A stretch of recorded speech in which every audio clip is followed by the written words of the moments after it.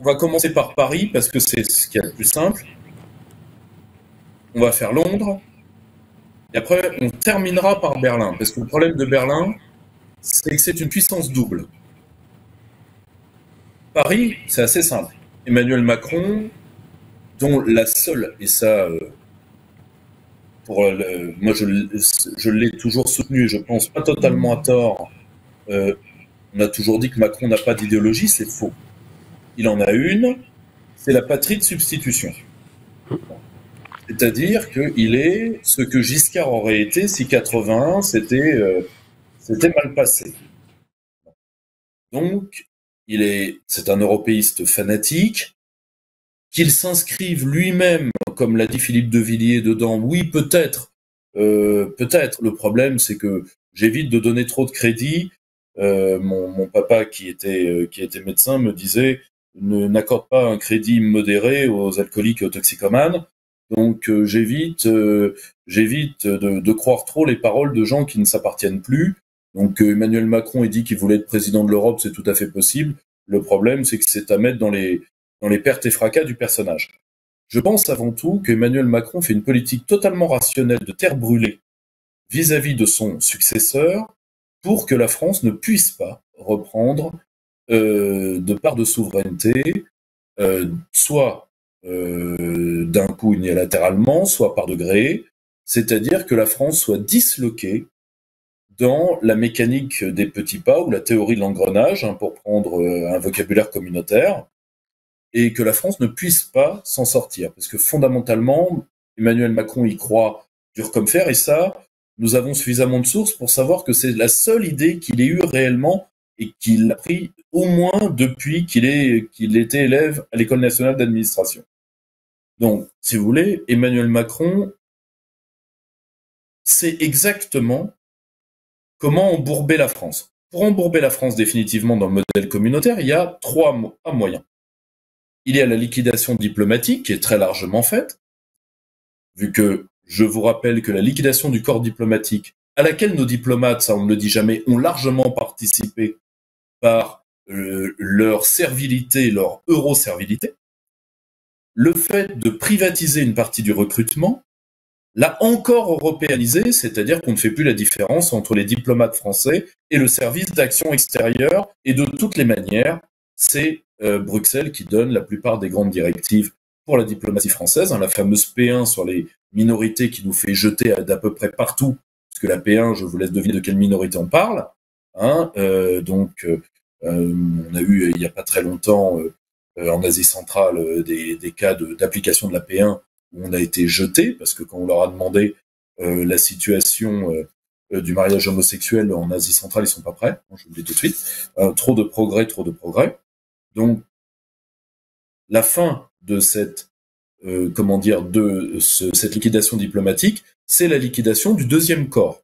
Je vous rappelle que les deux principales délégations françaises à l'étranger sont les diplomates français à l'Union européenne, qui sont là pour prendre des ordres, et les diplomates français à l'ONU.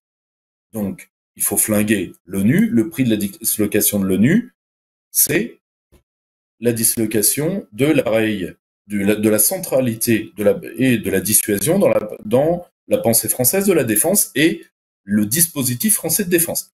D'où le fait qu'on utilise, par exemple, le président d'Airbus, qui est un Allemand. Je vous rappelle que Airbus est une société qui a été créée à 80% par de l'énergie française et qui est aujourd'hui dans la main de l'Allemagne comme prise de guerre. Et le patron d'Airbus, qui est un Allemand, même pas un Volksdeutsche, un Allemand, qui assure que la dissuasion doit être dans la main de la Commission européenne pour être dans la main de l'Allemagne, parce que il sait très bien en tant qu'Allemand que ça critiquait tout le monde de donner la bombe directement à Berlin. Donc, c'est le patron d'Airbus, c'est pas Gunther Leclodo dans un rad à Kiel, d'accord? Bon, très bien. Ça, c'est côté français. Côté anglais, Keir Starmer joue un jeu strictement personnel pour la partie mondialiste du camp travailliste, qu'il espère d'ailleurs pouvoir sauver par une grande alliance avec les libéraux démocrates, enfin avec les Lib Dem anglais. Pourquoi ? Parce que cette part-là de l'élite britannique tout comme d'ailleurs une partie du parti conservateur, celle qui a eu la peau de Boris Johnson. Et j'y reviendrai pourquoi, parce que c'est contre-intuitif, mais aujourd'hui nous avons à peu près toutes les données. Je vous renvoie à un très bel ouvrage qui s'appelle The Plot, l'histoire de la chute de Boris Johnson. Et aujourd'hui on a à peu près toutes les données, c'est-à-dire que c'est le camp le plus atlantiste qui a eu la peau de Johnson pour des raisons que je pourrais expliciter. Et le problème, c'est que le vœu de Stirmer, c'est d'éviter bien pire pour eux que Johnson aurait pu l'être, c'est Farage. Parce que Farage est suspecté, disons, alors il est suspecté d'une affection pour la Russie qu'il n'a pas, mais il est surtout suspecté de vouloir entraîner la démondialisation de la politique extérieure britannique. Pour avoir eu l'honneur de travailler avec lui et de le rencontrer quelques fois, et de l'inviter d'ailleurs au cercle Aristote, je peux dire que c'est une peur assez justifiée de la part de quelqu'un comme Stirmer. Je vous rappelle également que Stirmer doit resolidifier une partie du peuple britannique par la peur de la guerre, parce que je vous rappelle qu'il est empêtré jusqu'au cou dans l'affaire des viols ethniques d'Écosse, empêtré jusqu'au cou, et que ça coûte très très cher potentiellement au Parti travailliste, qui est déjà pas dans un état flambant, parce qu'il n'arrive toujours pas à gérer l'héritage empoisonné de Tony Blair. Or, parmi cet héritage, il y a la liquidation de l'armée britannique. Je vous rappelle que le cimetière de l'armée britannique en termes de puissance, c'est Bassora. D'accord?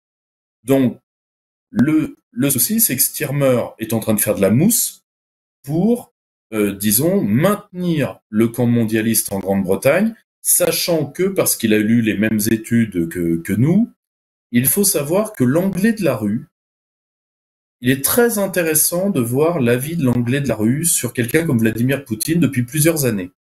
C'est-à-dire que il n'y a pas de socialisation, contrairement à beaucoup de pays européens, de la haine anti-russe en Grande-Bretagne. Particulièrement dans une part de l'électorat du Parti conservateur.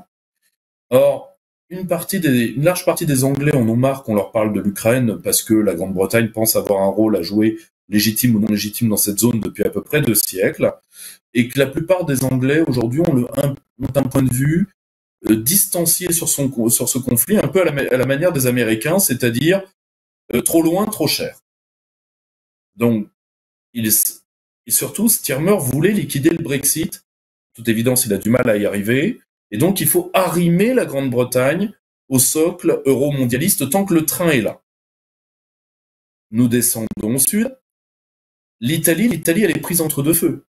L'Italie, elle est prise entre deux feux parce que Mélanie veut être, disons, le pion de Donald Trump sur le continent. Elle a été assez claire là-dessus, mais en même temps, elle est dans une alliance de revers dont nous sommes les principales cibles avec Berlin. Et elle essaye d'équilibrer les deux positions, ce qui avec Merz ne va pas être si facile que ça. Varsovie voudrait qu'on la reconnaisse comme gardienne de l'Europe de l'Est, tout en ne mettant pas un pas de plus, car je vous rappelle que Varsovie a envoyé plusieurs milliers de mercenaires en Ukraine, et que, de toute évidence, d'un point de vue militaire, nous n'avons pas de chiffres précis sur les retours, mais ça s'est très mal passé. N'oubliez pas qu'on gave l'armée polonaise, d'argent américain, de matériel américain, et qu'on dit à la Pologne depuis déjà près de 5 à 10 ans qu'elle est la 4e armée du monde, ce qui est une place maudite. Je vous rappelle que Saddam Hussein l'avait. Et je pense que le frontal des mercenaires polonais, on parle quand même de près de 13 000 hommes, avec les Russes, n'a pas dû si bien se passer que cela. Donc, Varsovie aimerait ne pas avoir à perdre plus de plumes là-dedans, même si le pays pourrit doucement par l'arrivée assez massive d'oligarques ukrainiens, mais pas suffisamment pour, disons, reprendre le sentier de la guerre, très loin de là. Nous terminons par Berlin. Berlin, c'est deux choses. C'est les Allemands de Berlin et les Allemands de Bruxelles. Rappelez-vous que l'élection de Merz est l'un des plus fanatiques sur le volet de l'affrontement. La seule chose, c'est qu'il connaît très bien l'état de la Bundeswehr. Et lui, ce qu'il veut faire, c'est en profiter pour faire les poches de Paris. c'est-à-dire continuer à nous liquider énergétiquement, en un. Deux, essayer de liquider les avantages diplomatiques de la France. Et trois, oui, garder, enfin, si vous voulez, Merz, il est quand même lié à la CDU. Donc, il sait qu'une partie du grand patronat allemand, oui, bon, a délocalisé, mais est déjà totalement américanisé, mais depuis plusieurs décennies. Par contre, pour maintenir une activité minimale, lui, il aimerait retourner au temps béni de Gerhard Schröder, où on pouvait toucher du pognon et de Gazprom et d'Haliburton. C'est un rêve un peu dépassé, mais comme il n'arrivera certainement pas à retrouver cette situation optimum pour l'Allemagne, il va concentrer les forces de la diplomatie allemande contre nous parce que c'est encore ce qu'il a de plus facile à faire. Voilà en tout cas comment je vois cet échiquier où chacun joue, où chacun essaye, sauf Paris, de tirer les marrons du feu, où des élites déclinantes, ce qui est le cas de la France comme de la Grande-Bretagne, essayent avant tout de se maintenir elles-mêmes. Alors vous me direz, c'est quand même un scénario de somnambule.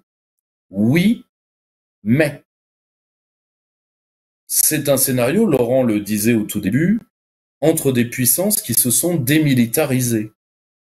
Et d'un certain côté, somnambule, oui, mais pas suffisant pour un grand dérapage. En tout cas, je ne le pense pas. Et je pense sincèrement que ce qu'ils vont tenter strictement européano-européen, c'est-à-dire la fédéralisation financière forcée, la liquidation de la diplomatie et à la rigueur la liquidation du dispositif de défense français. Mais je pense qu'ils n'ont pas, les uns et les autres, de but supérieur, tout simplement parce qu'ils n'en ont plus les moyens.